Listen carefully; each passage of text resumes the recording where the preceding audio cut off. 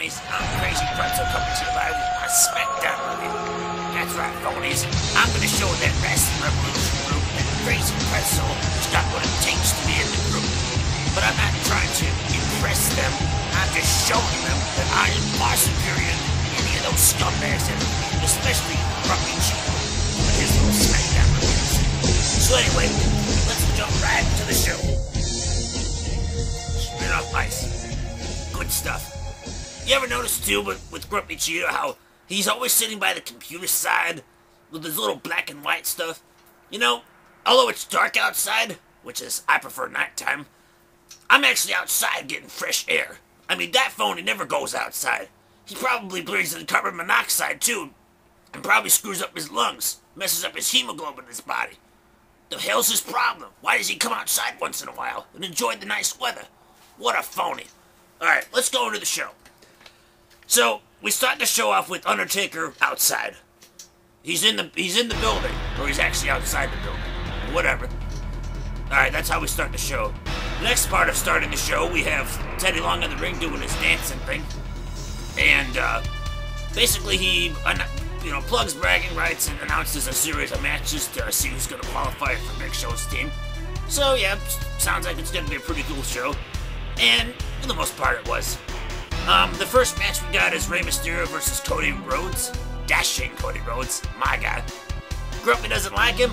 I like this guy a lot. He's awesome. He always provides us with good grooming tips. I mean, you can't go wrong with looking good, especially for women, if you're a guy. And obviously, if you're a woman, you want to look good for a man. But, well, my voice is echoing. But you see what I'm saying, though. You gotta look good for the opposite sex because you want to attract them, It's like the law of attraction. Actually, the law of attraction is, if you ever heard of a book called The Secret, the law of attraction is like kind of what you believe in, and you have to make sure that you believe in what you believe in to achieve it. And if you don't actually believe in what you're gonna do, then you don't achieve it. It's actually an interesting theory. Alright, let's go back into wrestling. So, we have Rey Mysterio versus Dashing Cody Rhodes. Good back and forth matchup. Rhodes starts off the matchup dominating not dominating it, but taking over control for a part of it. Basically he uses the power game. He's doing boots to the face. He's hitting he hits a front vertical suplex. Rey comes back, tries a 619, but Cody Rhodes gets out of the ring. Then we come back from commercial break, and then Rey had gone for a springboard something, and Rhodes does his second rope kick to the face, knocks Rey out of the ring, and works on him for a while. He hits a wheelbarrow suplex and gets a 2 count. Rey would fight back for a little bit, like he does a seated senton. Then he tries a springboard second rope crossbody, but Rhodes reverses it. Gets a 2 count off that. And then the rest of the match was pretty much Rey Mysterio. He hits head scissors, knocks Rhodes into the ropes, and then hits the 619. Hits him with a weak splash, pates him. So Rey's on Big Show's team. Going with my Aristotle theory, I'm going with 4 out of 5 because my show is not going to be ranked off some stupid Power Ranger ranking system. I mean, who came up with that? Oh wait, we know who did that. So 4 out of 5. This was a great matchup. Next we have Big Show and Hornswoggle backstage. Hornswoggle, oh yay! Fuck Hornswoggle. This fucker needs to leave the company. He needs to get fired. He needs to go. Let me take a drink just for talking about that son bitch. Alright, so basically at this point, Caval comes up and he's like, hey, I want to be on Team Smackdown. And Big Show's like, well, I don't know, kid. I don't think you have what it takes or whatever. And Caval's like, I'm talented, give me a chance or whatever. And Big Show's like, well, I don't think you're big enough to be on the team. You're not a big enough star. And Caval's like, well, I'm not tall enough. Well, I'll show you. What if I last 5 minutes with you? Can I be on the team then? And Big Show's like, yeah, if you can. So we get this match later. Caval has the last 5 minutes with Big Show. Next we have a brief Paul Bearer video package, basically announcing that it's going to be a buried alive between him versus, or not him, but Kane versus The Undertaker and bragging rights. So it was an alright little video promo. We have Jack Swagger versus MVP for a qualifying matchup. This matchup was way too short. This could have been a decent matchup, but it was way too short. It had 4 moves in it. It went for 2 minutes. yeah, the first matchup went for like 8 minutes. This was like 2 minutes. What was the point? So basically, we had 4 moves in this matchup. Or 5 if you want to count it, I don't know. MVP, like, went for, like, his corner kick, and I couldn't tell if he hit it or not. Like, the camera angle was kind of weird. Like, Swagger, like, fell down with it, but he was, like, rolling it with it. So I couldn't tell if MVP actually hit this kick, or if Swagger was just, like, overselling it, or whatever. I don't know, it was weird. If he actually hit the kick, can you guys let me know, because I couldn't tell. So, and no, it wasn't my sunglasses either. MVP hits the ball and elbow for a 2 count. Swagger gets out of the ring, and then MVP comes out and kicks his mascot like in the groin and then throws him like into the announcers, which was funny having him hit Michael Cole because fuck Michael Cole. Why is he... Let me just brief second. Why is Michael Cole doing Smackdown? Like, I guess McMahon has this philosophy that Todd Grisham is doing a poor job, so Michael Cole is gonna make the show better. Michael Cole's gonna make the show worse. This guy sucks. I can't stand him. All he says is vengeance, vengeance, vengeance. And why is he even on SmackDown to begin with? He's a Raw guy. All he does is say, yeah, on Monday Night Raw, we're gonna do this and we're gonna do that. Why don't they get someone on from SmackDown to do Raw next week and brag about that, you know? I mean, you know, it's stupid. I hate Michael Cole. Why does he have to get both shows? Alright, let's go back to the matchup. So MVP throws the mascot into the table, and then Swagger winds up throwing MVP like into the steel steps, like his leg or something, throws him back in, ankle lock. 2-minute matchup, Swagger wins. And goes on the Team Smackdown. Next we had another great 2.5-minute matchup. We had Alberto Del Rio versus Chris Masters. I gave this matchup a 2, the last matchup I gave a 1.5 out of 5. This matchup, I'm gonna give a 2 out of 5 just because it had a couple better moves. I don't know. I thought Rio and Masters actually worked decent. If they had a longer match, it would have obviously got a higher ranking for me. But anyway, the 5 moves of doom in this matchup, not John Cena's 5 moves of doom. Rios like works on Masters' arm, and then Masters like, you know, kind of reverses it. Samoan drop for a 2 count. Power slam, not a Michael Cole scoop slam, a power slam for a 2 count.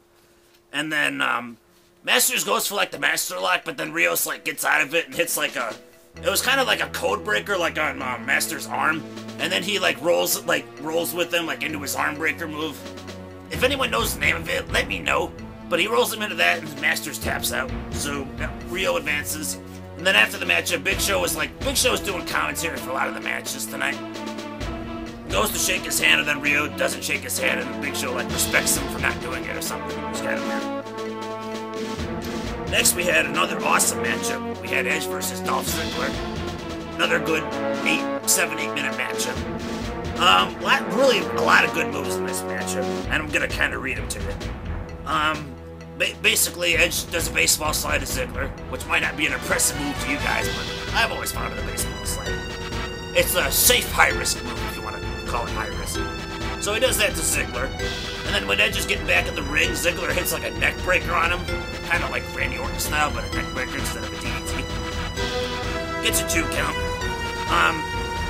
Like, good spot in the matchup. Ziggler goes up to the top ropes, kind of like to jump at Edge or something. And then like Edge, like, you know, fights him off, boots him in the face, knocks him out of the ring. And then on the outside, Edge goes to like spear Ziggler, but winds up like hitting the apron. And then at this point, like Ziggler picks him up and hits the zigzag on Edge, like the back of Edge's head hits the steel steps, and like we think Edge is like out. So Ziggler tries to win by like a count out, and Edge gets back in, I think at like 8 or something. So the match continues. And then let's see, where was I match wise? Oh, another good spot. Basically, I don't know, basically like some more good spots in the matchup, like Dolph Ziggler went for a sleeper hold and then Edge countered it. And then the finish of the matchup was pretty cool, like so Dolph Ziggler went for like a zigzag, and then Edge like grabbed onto the ropes, and then Edge went for a spear, and then Ziggler leapfrogged over him up to the top rope, and then Edge was like, whoa, you countered, and Ziggler jumped at him, and Edge spears him in midair and pins him. So it was a really sweet ending. So, yeah, I gave that a 4 out of 5. It was a great matchup. Unfortunately, that was like the last good match of the show.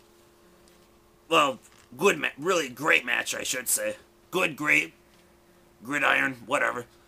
Next we had Undertaker outside, and Stryker says something funny here. Let me check my time real quick. Okay, I still got a few minutes.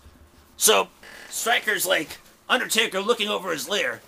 Stryker, I like you and all, but Undertaker doesn't own a lair. It's a city. It's a city that people live in, and the mayor is in control of the city. So Undertaker doesn't really own the lair. He doesn't own the city. So, just wanted to let you know, Matt Stryker. Next we got Big Show versus Kaval. Like, Kaval has to survive 5 minutes to be on Team Smackdown. So, basically, the 4.5 minutes of this was Big Show beating the crap out of him, punches, standing on him, body slam. Kaval fights back in the last 30 seconds, like, does some leg kicks. And then Big Show charges at him, misses. Kaval hits, like, a jumping top rope enziguri kick or something. And then Big Show, like, picks him up to chokeslam, but time expires, so Kaval's on Team Smackdown, or so we think. We come back from break, he's still in the ring. Tyler Rex. Anybody remember Tyler Rex from ECW? I thought that guy got released.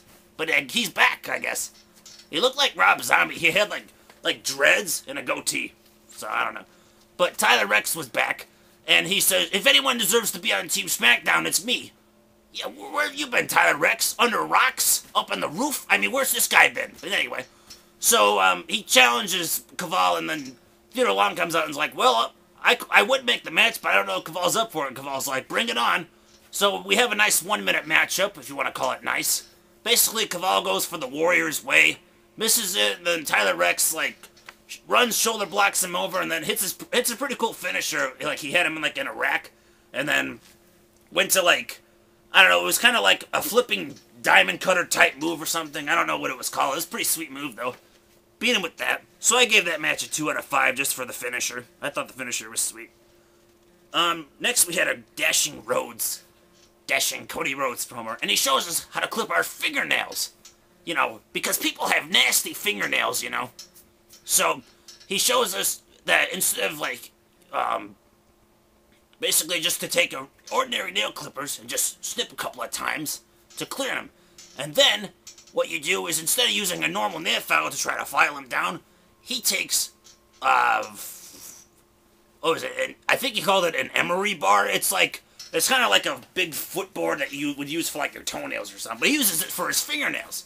And, he like says he uses that to go down. And then he uses clean nail polish. So, yeah, he's like, yeah, nail polish isn't for women. No offense, Dashing, but I think it kind of is. Even I wouldn't use nail polish. But I'll take your first 2 tips, though. The next time you see my fingernails won't look like shit. They'll be clean as a whistle. Yeah, just that clean. Alright, let's go on with the show. So, let's see, where was I? No, next we had one half of Chosen Rose, Drew McIntyre, versus Kofi Kingston. Another qualified matchup. This match went for about a minute. It had some okay moves in it. Basically, like, the match started, Kofi went for, like, a stinger slash type move. McIntyre hits him in the face. And then, McIntyre, like, throws him outside of the ring, and then he goes to, like, suplex him, but instead of dropping him, like, on the floor, he drops him on the ring apron. And I was like, ooh, that was pretty sweet. Here's where I, would figure the match was going someplace. And then, but no, after that, like, Kofi counters back suplex attempt, like, just kind of spins his weight for a 2 count. And then the finish of the matchup was like McIntyre whips Kofi into the ropes. Kofi comes back. McIntyre misses him. Trouble in Paradise. I remember. So Kofi advances. So I gave it a 2 out of 5. Could have been better. Had more time. And then to finish the show off, let's see how much time speaking of finishing the show off. 10 seconds. I'll talk about those 10 seconds. So we hit Kane and Paul Bearer in the ring. Kane insults everybody, says that the people have sucked, they'll never amount to anything in their life, which is probably right. If anyone's gonna bury, if the people believe that Undertaker's gonna bury him, they're full of shit. Taker comes out, angry, looks at him pissed off, beats the crap out of him, punches, does Kane's pyro, tries to strike him down with lightning, scares the fuck out of him, we end the show. So, overall, with my mathematics points, we had, let's see, how many matches did we have? We had 7 matches, so that's 5 points a match. That's 35 possible points. I added up, we have 18 out of 35. That's the Smackdown rating. I'm CrazyPretzel. Thanks for watching, and I'll catch you folks later. Peace out.